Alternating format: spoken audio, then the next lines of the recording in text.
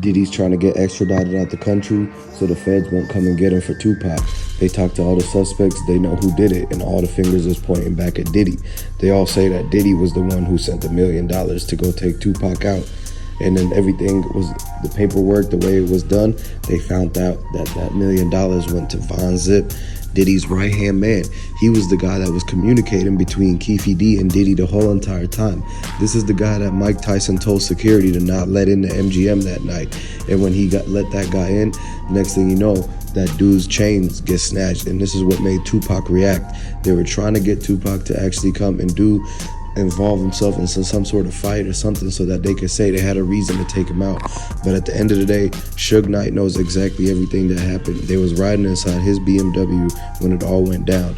There's no way that window should have been raised down, look the way it was. Whoever took that picture seen the last moments of it.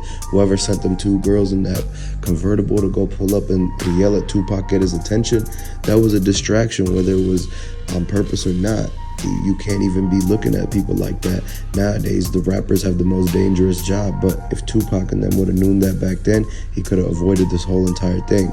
But all in all, man, a lot of the people after 27 years is coming out to the forefront, and the witnesses is coming back into consideration, thinking about they could kind of speak on what happened now, because 3 out of the 4 suspects is now long gone, man. And a lot of the witnesses that actually seen everything that happened, they were too scared to talk because they thought that Keefe D and his boys was going to come get revenge on them.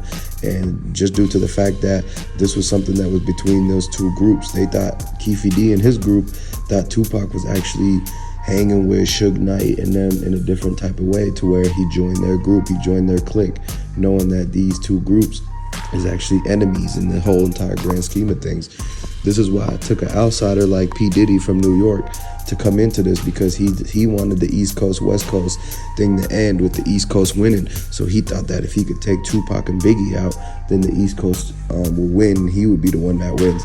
Because at the end of the day, Biggie went to LA, and that's where they caught him. Tupac, he was out there.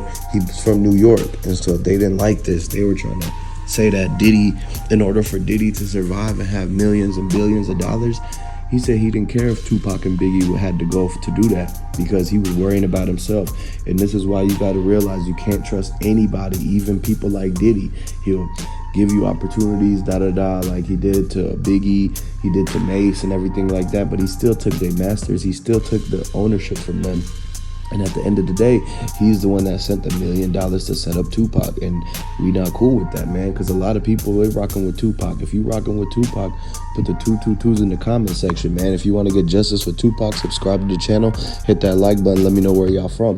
Because Tupac was from New York, but he was actually riding for the whole world. There's Tupac fans all over the world. They have his real memorial in Germany. The memorial that's out here where he actually lost his life at is just a street pole. They need to change it to an actual historic site. Put a statue of Tupac out there. Everything like that, man, because people want to remember Tupac and leave that legacy to keep going on and on for years and years and years. They might have took Tupac away, but they cannot take Machiavelli. This is why Tupac's music is still as good as it is today. It still gets more plays than all these other rappers and all the old rappers or anybody, man. Tupac is actually the #1 rapper when it comes to that, and he was the one that was the best at actually speaking to about what California was from, man. And he said he did California Love, he did Brenda Had a Baby, he did Dear Mama. He made songs for every little type of emotion you could feel. Whether you like California, you could listen to California Love. If you like your mama, you listen to Dear Mama. If you like anything else, you can listen to anything else, because at the end of the day, we need the justice for Tupac. They might have taken him out, but the legend still goes on. And this is why we need everybody to advocate for Tupac. This is why we need everybody to let us know, are you on P. Diddy's side or are you on Tupac's side? This is what it comes down to, because at the end of the day, they've tracked down everything that happened. They figured out it all leads back to Diddy, Von Zip, Keefe D, and everything that was recorded in that pager's phone call. When they sent the money down there, Von Zip and Keefe D met up multiple times. Greg Caden tried to get Keefe D to wear the wire. After so many times, Keefe D didn't want to wear the wire anymore. He wore it 2 times, tried to set up Von Zip and Diddy. It didn't work.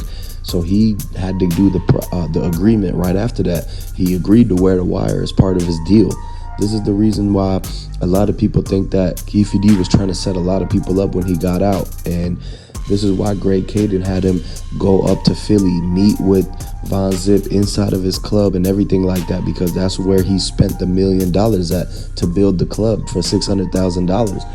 And the rest of the $400,000 was going to be split $100K to Keefe D, $100K to Orlando, $100K to the driver, and then $100 to the last guy.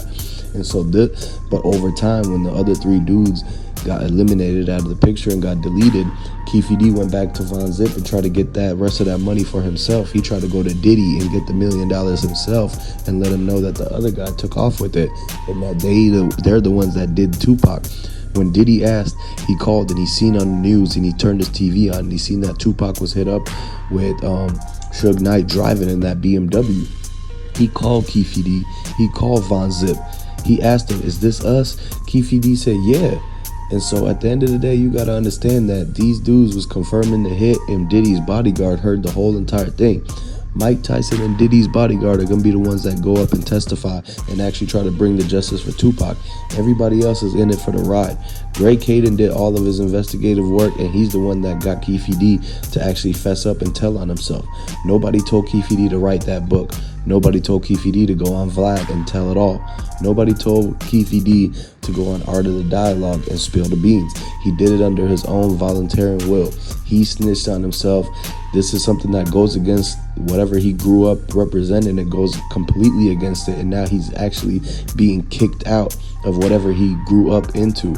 And so a lot of people, they don't like rats. They don't like traitors. They don't like people who flip sides to the feds. They don't like people who wear wires and try to set up other people, no matter what it is that happened. But at the end of the day, you got to realize that he should have just kept his mouth shut and made it to where he didn't talk about it. He could have got away, but you know how the karma works. At the end of the day, there's a plan, and he's going to get caught red-handed because he did the wrong thing.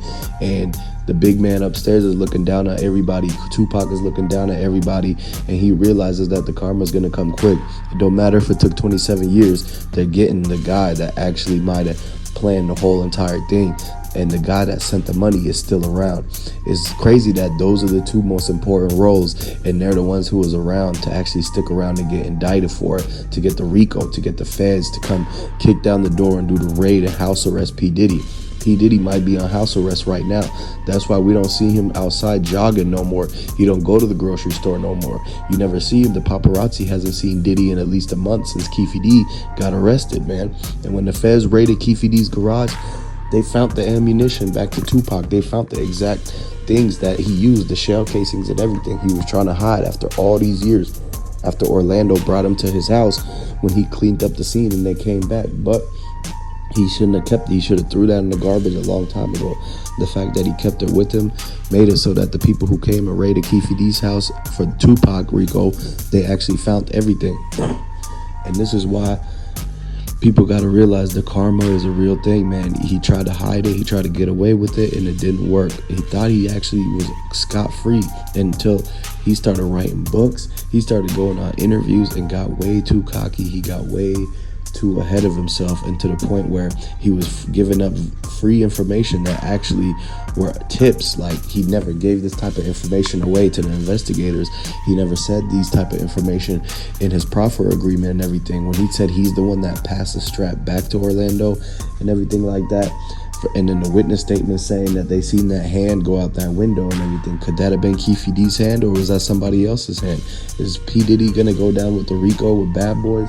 What's all this gonna come about? Because they're gonna get the justice for Tupac, and they're gonna make sure to hold the people accountable, because they can't be going around doing this to people, especially in a place like Vegas. They're gonna make sure that they get the full entire punishment that's the fully by law, because they know at the end of the day they got the rat that's telling Keefe D.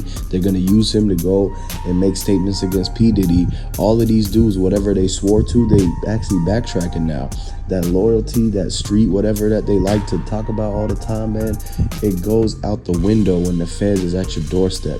And when Keefe D, look how Keefe D is. He's supposed to be a leader of whatever street thing that he was a part of. And look where he's even telling, man, you can't trust nobody. All these kids, all these youngins that's listening to this, Don't join those street groups.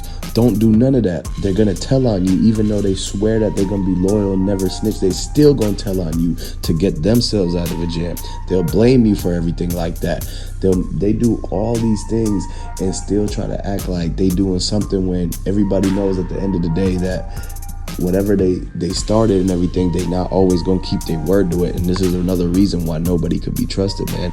And at the end of the day, y'all gotta just keep your head on the swivel, watch everybody close around you, and make sure you just stay on the straight and narrow and get your money, be about your business, take care of your family.